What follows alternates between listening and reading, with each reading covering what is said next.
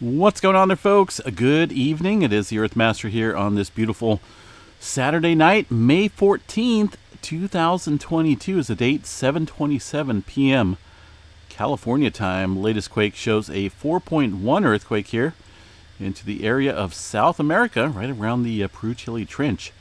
Seen quite a bit of earthquake activity ramp up there over the last 24 hours or so, including a pretty good cluster of quakes here along the Kermadec Trench and around the North Island area, New Zealand. Let's go ahead and check out the latest data here from the USGS map.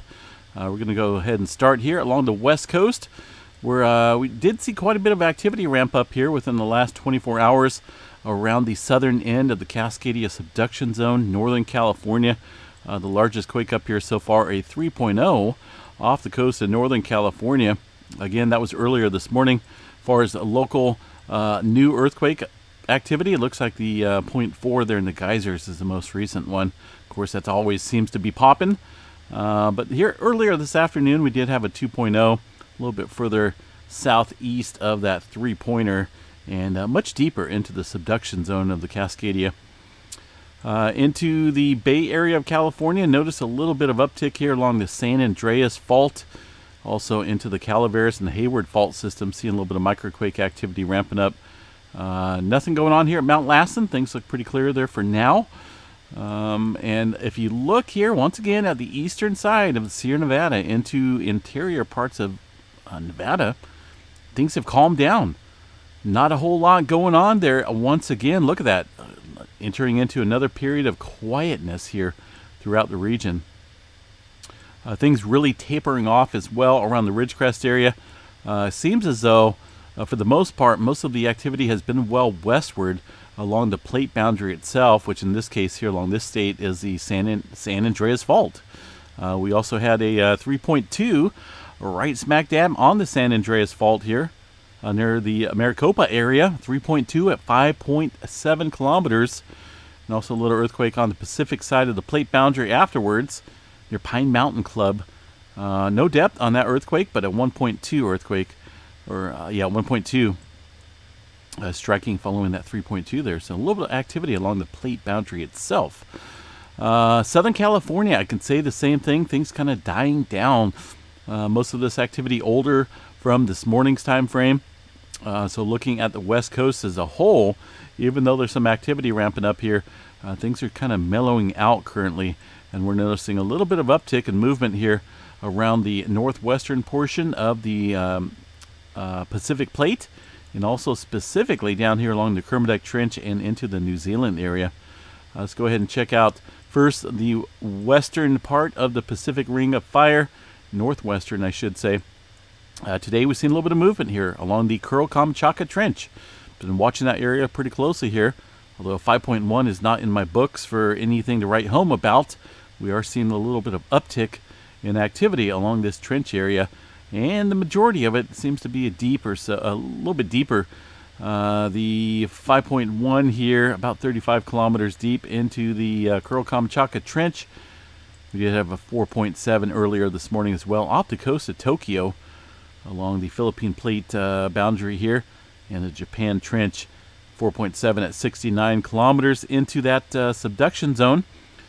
Rest of the Philippine Plate around the Mariana Trench area, pretty quiet off the coast of Taiwan. We've seen a little 4.5. Aside from that, things pretty calm and clear and quiet along the Java Trench, the Philippines, even throughout the Papua New Guinea area. Just a couple small quakes here through the region. It's not until you get over here to the east along the Kermadec Trench where we're noticing a back building of pressure. So you got to remember, we've seen a lot of deep activity, a lot of large-scale movement up here throughout the Fiji Islands area to the northwest, and you can pretty much follow the plate boundary here over the last couple weeks, with only very small subsequent movement here along the Kermadec Trench. I think in order to get things going here, playing catch-up, I think we're probably going to see at least a 6 along this area pretty soon. I know it's been a couple days here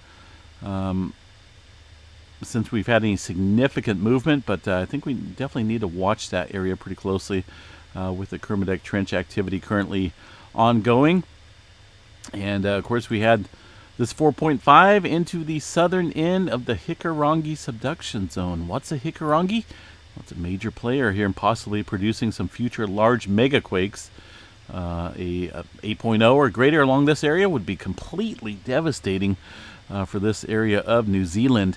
A lot of uncertainty on the history and the dynamics of this Hikarangi Subduction Zone, but there is that possibility. It looks like geologists are learning a little bit about it. No historical earthquake activity to report as far as the full rupture goes.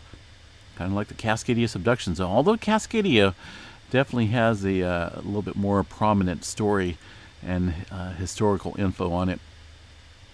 Let's see, at least on itself there, but still watching the Hikarangi. South America region getting some deep earthquake movement here once again into the area inland. You notice how far deep these are, or at least how far inland these quakes are? Look at that, well inland into the South America continent here. South America plate, 4.6 at 580 kilometers, folks. That's a super deep earthquake here into the region of Brazil. Further down south, a little bit further deep movement, 216 kilometers. Over here in Colombia, 139 kilometers for that earthquake. So, further deep movement. Of course, if you remember here, we did have that, what was it, 7-pointer, right? 6.8. 200 kilometers deep here in this area with only very subsequent shallower earthquake movement up here upstream along the Peru-Chile Trench. Got to watch that area as well. Subduction zone quakes are some of the biggest quakes in the world. And, there's a little pattern to them. You can expect further movement once we see this deeper activity. How long does it take? It could take days, it could take hours, it could take months, years. But all I know is a lot of deep movement has been taking place here along the Peru-Chile Trench, and only a minimal amount of surface quaking up here towards the upstream area of the Peru-Chile Trench. Hawaii, what's going on out here in Hawaii? Big Island? Not a whole lot. One of these days I'm going to get out there. Latest quake shows a 2.4. I would love to go out there and cover some of those volcanoes. In fact, I would love to stand out here along the rim and check out the Kilauea volcano. Man, it would be awesome. Who wants to make that happen? Get me an airplane ticket and a couple nights stay at, I don't care if it's on the beach. It doesn't have to be fancy. I'm ready to go out there. I would love to go out there and check out that volcano. But right now it's not going to happen, I don't think. Never know. Southeastern flank here, a little bit of activity at 2.4 on the southeastern region, but other than that, there's not a whole lot going on, and no major changes going on out there on the Big Island. Alaska region, things kind of a little mellowed out. Nothing going up here, or nothing showing up here within the last hour. No red circles there indicating any recent earthquake activity, so kind of odd.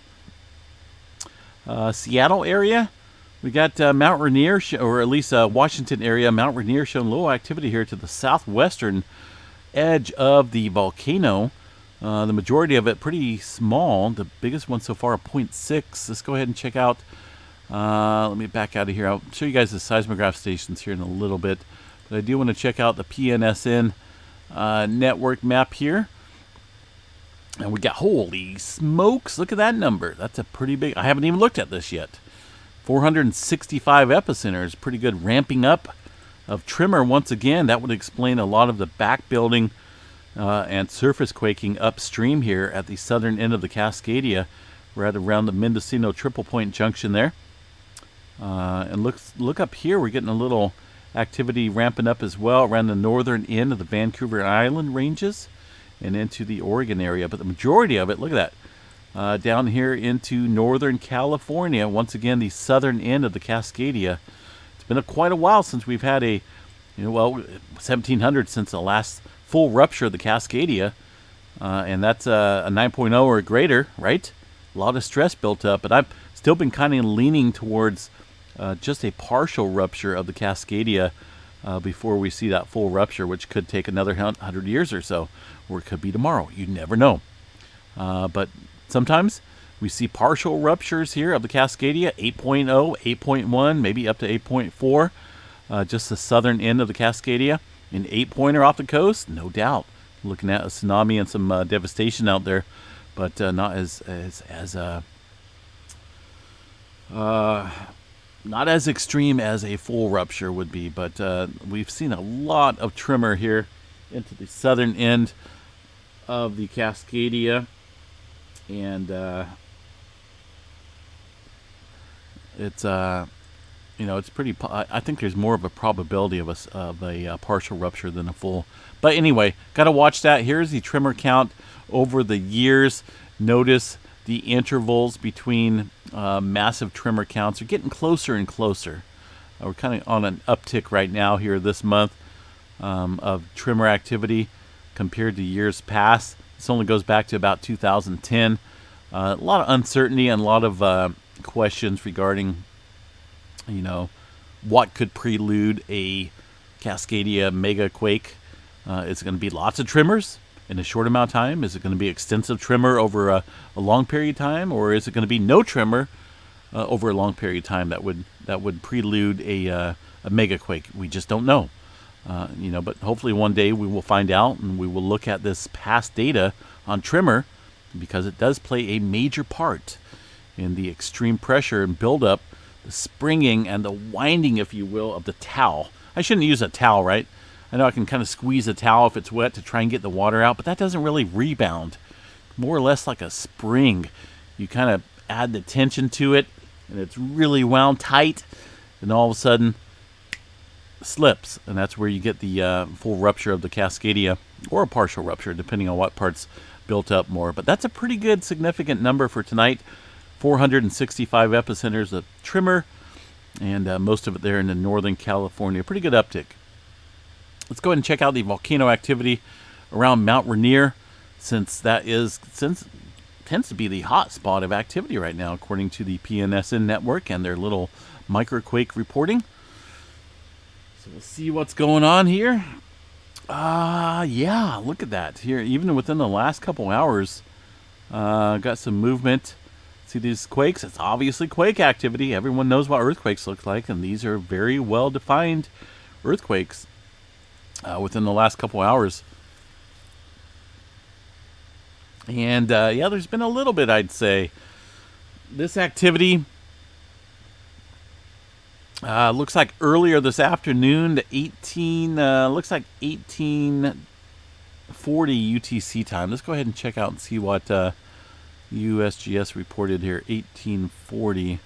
See, the majority of these quakes here are well off to the west and southwest. Their quake is showing a 0.4 at 1240 UTC time. 1240 UTC time would probably be, oh man, maybe one of these little tiny specks right here where the arrow is. See that? I'm not trying to get that one. I'm trying to get this one. So these other quakes are more localized and a little bit larger there at the summit of Mount Rainier. But you notice, again, they're not showing that activity here at the summit. So I don't know. Kind of odd. Let's go ahead and check out Mount St. Helens real quick. We'll go ahead and back up over here and see what we got going on at the Mount St. Helens area. It's always been an area to pay close attention to, but then you never know. Stand by for just a second here. Look at that activity. What is that? Haven't seen that before. You guys see that blue drawn outline? Let me see. Is there any reported quakes around that area? Nothing showing up here on the map from the PNSN network at all. Let's check out the afternoon time frame and see what we got. It's a little odd activity. So definitely earthquake activity for sure. You can see these well-defined spikes here locally, but that signature, I'd kind of like to see what that looks like too in a little bit amplified scale. Not for sure exactly, but a lot of times magma movement will show that type of activity, kind of more of a drawn out. It doesn't give a quick jolt like these short little spikes would on a seismograph station, like earthquakes do. Magma movement or intrusion would be like a, like a long duration type frequency. I know that sucked. That was not a good volcanic type of noise making there. But you guys get what I'm saying. It's kind of drawn out more, and it would show up to something like that. So I'll be watching that, seeing what's going on here. It looks like we have one event that looks like that, and the previous day as well. But if you notice, the seismographs themselves are a little bit smaller, so the amplification, at least on this chart, would make this look smaller. So there's like I say, there's another little one there. We'll watch it pretty closely. It's the first time I've noticed it here on the Mount St. Helens map. So we'll watch that pretty closely, folks. We'll definitely keep our eye on it. Looking at the seismograph stations here across the, check out the Cascadia here along the Brookings area. Beautiful town of Brookings, Oregon. Been a while since I've been up there. Actually, I was up there last year after the passing of my mom. Some movement, it looks like. Let's see here. Back out of here. I know they've had, look at that one. That's a little well-defined earthquake. And a couple other smaller quakes in there as well. Not for sure exactly what these readings are. They kind of look like earthquakes, but then again, they kind of don't. Because earthquakes are going to be more defined and spikier.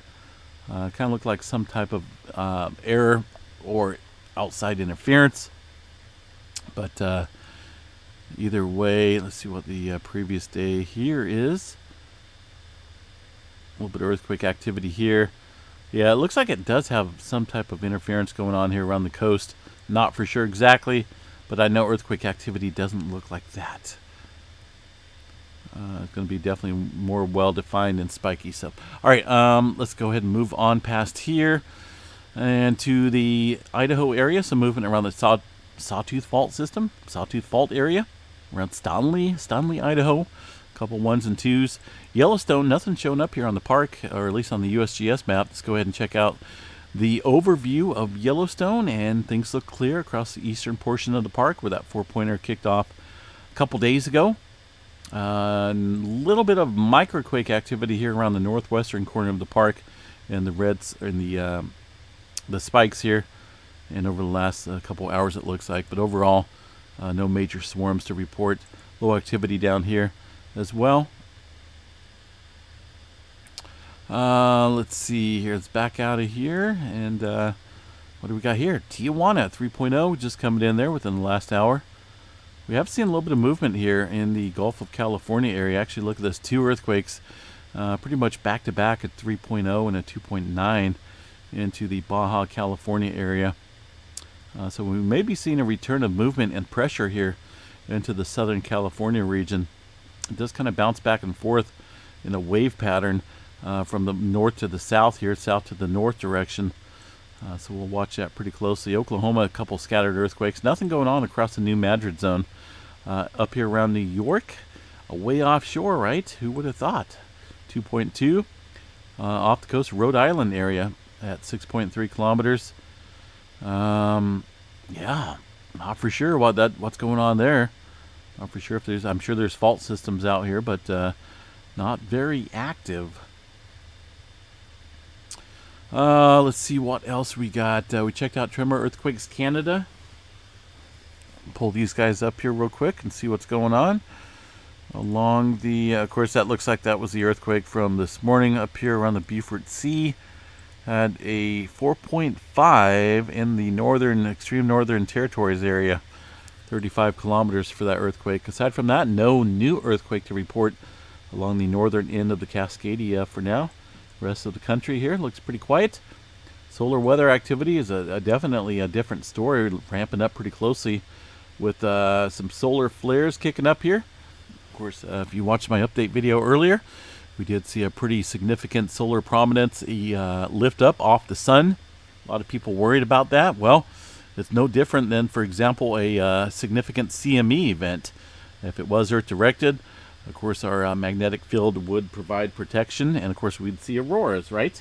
That's what we see when we get some geomagnetic storms directly at us. So That solar prominence did blast off the southeastern limb of the sun earlier, and it's a pretty cool video on that. But now, solar activity still kind of ramping up, looking pretty massive here with these developing sunspots around the northeastern limb. 3011 in the mix as well.